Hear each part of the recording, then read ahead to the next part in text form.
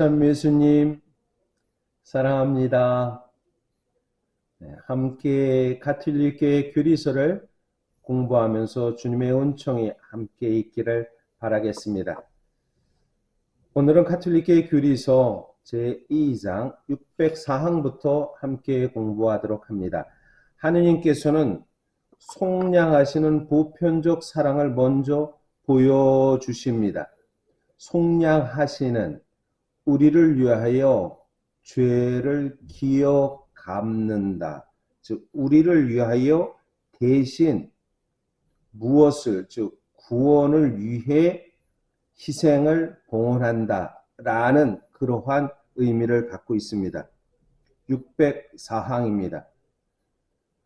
하느님께서는 우리 죄 때문에 당신 아들을 넘겨주심으로써 당신의 계획이 우리의 어떤 공로보다도 앞서 존재하는 관대한 사랑의 계획이라는 것을 드러내십니다.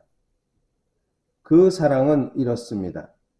우리가 하느님을 사랑하는 것이 아니라 그분께서 우리를 사랑하시어 당신의 아드님을 우리 죄를 위한 속죄 제물로 보내주신 것입니다.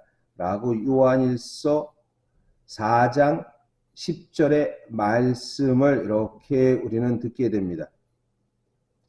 또 한편 로마서 5장 8절의 말씀에서 우리가 아직 죄인이었을 때에 그리스도께서 우리를 위하여 돌아가심으로써 하느님께서 우리에 대한 당신의 사랑을 증명해 주셨습니다. 당신의 사랑을 우리를 위해서 드러내시고 보여주셨습니다. 라고 이렇게 말씀합니다. 605항입니다. 이 사랑은 아무도 배제하지 않습니다. 이러한 사랑을 예수님께서는 이렇던 양의 비유의 결론을 통해 상기시킵니다. 마태복음 18장 14절의 말씀, 이와 같이 이 작은 이들 가운데서 하나라도 잃어버리는 것은 하늘에 계신 너희 아버지의 뜻이 아니다.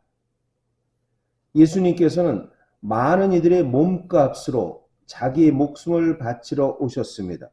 몸값으로 자신의 목숨을 바친다. 바로 이것이 속량이라는 의미를 갖고 있죠.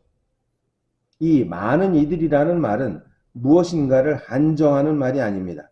이 말은 인류를 구하기 위하여 당신을 내어주시는 구세주 오직 한 분과 인류 전체를 대비시킵니다.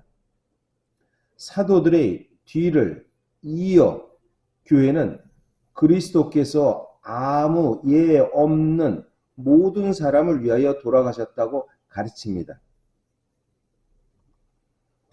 케이르시 공의의 853년 인간의 자유의지와 예정에 대한 내용에서 이런 말씀이 나옵니다. 그리스도의 순환 공로에서 제외되는 사람은 없고 전에도 없었으며 앞으로도 없을 것입니다. 그리스도의 순환 공로로 우리가 그분의 사랑 안에서 구원을 받는다는 것을 지금도 이렇게 이루어진다는 것입니다. 그리스도께서는 우리 죄 때문에 당신 자신을 성부께 바치십니다. 그리스도의 전 생애가 성부께 드리는 제물입니다. 606항입니다. 당신의 뜻을 이루려고 하늘에서 내려온 것이 아니라 당신을 보내신 분의 뜻을 실천하려고 오신 그리스도께서는 세상에 오실 때 이렇게 말씀하셨습니다. 하느님, 저는 당신의 뜻을 이루러 왔습니다.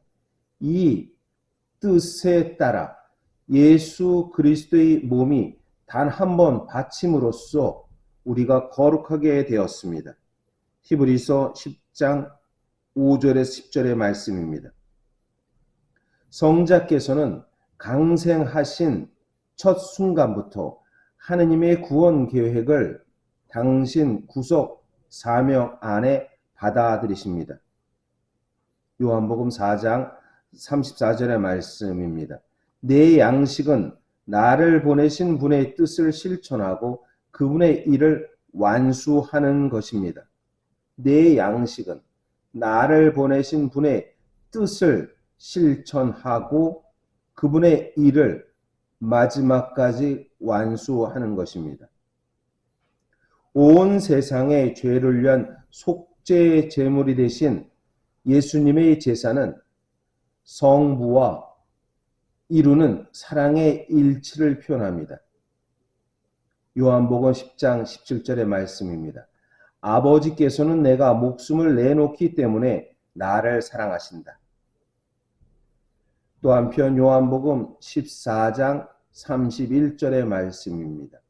내가 아버지를 사랑한 것과 아버지께서 명령하신 대로 내가 한 것을 세상에 알아야 한다.